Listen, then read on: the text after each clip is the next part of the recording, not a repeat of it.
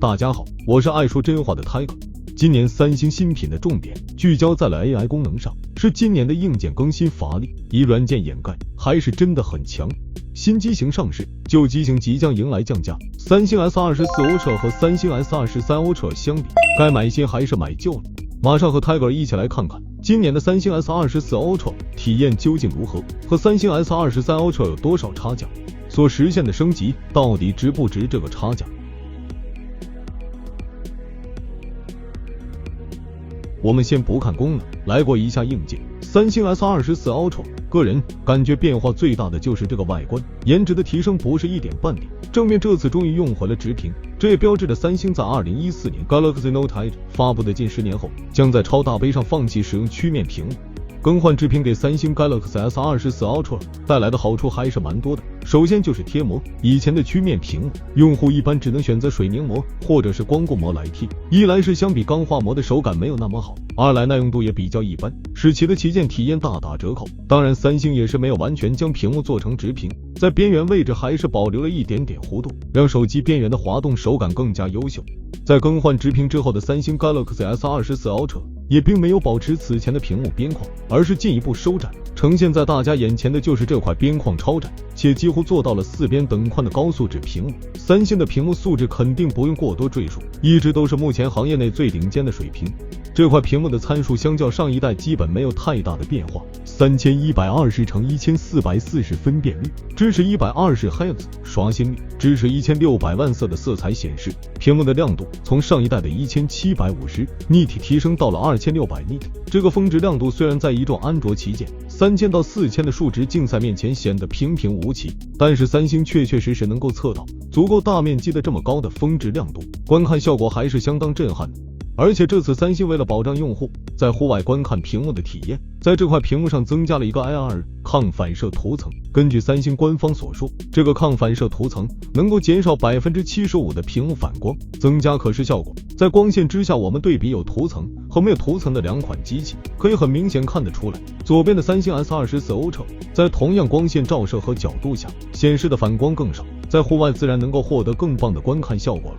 看完屏幕，我们再来看看这次第二个大变化，就是中框。三星紧随苹果和小米的脚步，在中框用上了钛合金材质，观感上看着是灰色之中带着一点黄色，而且相比上一代的圆刃中框，这次做的更加偏向直角，让手机正面看起来更加硬朗。三星对于中框的处理跟苹果不太一样，苹果选择了拉丝工艺，三星则是直接使用了磨砂工艺，使得中框摸起来的手感没有那么涩。使用钛合金的好处，除了带来了更强的硬度，还能够对手机进行减重，让握持的手感更好一些。影像方面，主摄依然是2亿像素镜头 f1.7 光圈，1200万像素的超广角镜头 f2.2 光圈，1000万像素的3倍长焦镜头 f2.4 光圈。这个时候就有朋友要问了，这个参数不是跟上一代没啥区别吗？这你就错了，这次 S24 Ultra 变化最大的在这枚5000万像素的长焦镜头，上一代的1000万像素的10倍镜头变成了5000万像素的5倍镜头，实际成像画质上会有很大的区别吗？接着往下看，三星 Galaxy S24 Ultra 的长焦镜头用的是 IMX854，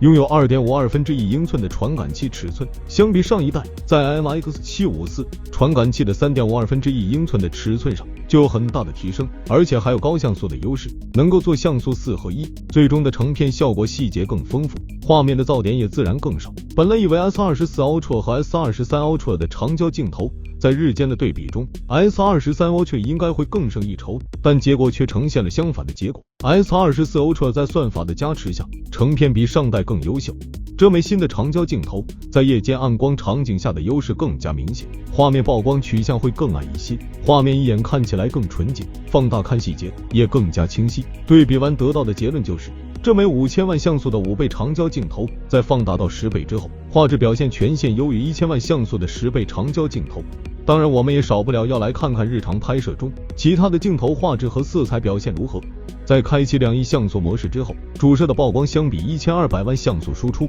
会相对更低一些，放大来看整张照片的细节相当丰富，像是远处车牌的数字字母都能看得一清二楚，这个还是相当恐怖的。而且这一代2亿像素的成像速度，个人感觉还是有提升的，总的来说体验不错。三星 Galaxy S24 Ultra 在这一代的色彩策略偏向淡雅，并不会像之前一样有过高的饱和度，看久了容易审美疲劳。但是在安卓机近几年在卷的影调这件事情上，三星并没有跟随，还是按照自己的曝光和色彩取向进行调校，成片风格不知道大家是否喜欢呢？在视频方面，三星 Galaxy S24 Ultra 让这枚新的5倍长焦镜头支持了 8K 30fps 视频录制规格，而且还支持最高放大到10倍，这个录制效果也会比 S23 Ultra 更加出色，拿来录制自己喜欢的歌手的视频再合适不过了。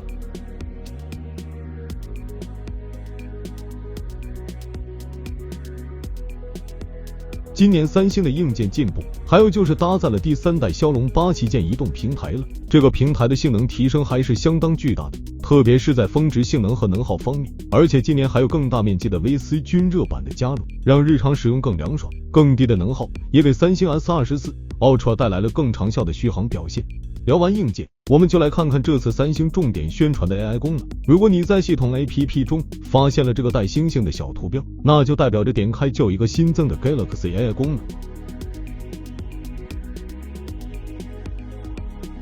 首先来看看翻译功能，在系统里面叫做同传，能够将2个对话界面切换成面对面的模式，在与外国友人面对面交流的时候，就可以很方便的完成翻译，响应的速度相当快，而且还能在通话当中打开这个功能，体验自然也是相当不错的。这个功能对于要出国的朋友相当实用。另外一个就是接入了 AI 大模型的 Bixby 智能助手了，不仅带来了比以前更强的语义理解能力，而且响应的速度变得相当快。现在你问他各种问题，他都能对答如流，相比以前真的是智能不少。还有录音当中的一个功能，就是转录助手，可以在不上传云端的情况下，直接把语音转成文字，实测转文字的效率很高，准确度也还不错。转录完的文字就会直接导入三星笔记 APP 里面，可以直接使用 AI 对内容进行摘要、排版等操作。在相册里面，我们还能看到这个星星的图标，点开之后就能够发现最近相当流行的图像处理功能了，可以消除图像中多余的物体，还可以在选中物体后更改位置和大小。相比别家的解决方案，三星的方案会更快捷，轻点一下就可以完成选择，而且抠像的准确度还是不错的，体验很好。三星 Galaxy S24 Ultra 这次给我的第一印象非常好，因为它硬朗的钛合金中框，再加上4边等宽的超窄边框，正面的颜值非常高，给人感觉曾经的那个 Galaxy Note 系列又回来了。硬件方面的惊喜更多来自于这枚5000万像素的5倍长焦镜头，更大尺寸的传感器和更高的像素带来了出色的画质表现，或许能成为新的演唱会神器。在 AI 的功能方面，带来了 AI 助手、智能翻译，还有好用的智能消除算法。三星在这方面算是能够超越苹果，给用户带来革命性的使用体验。今年的 Galaxy S24 Ultra 可能是近年来最值得购买的三星超大杯手机，不知道你们怎么觉得？反正 Tiger 已经很心动了。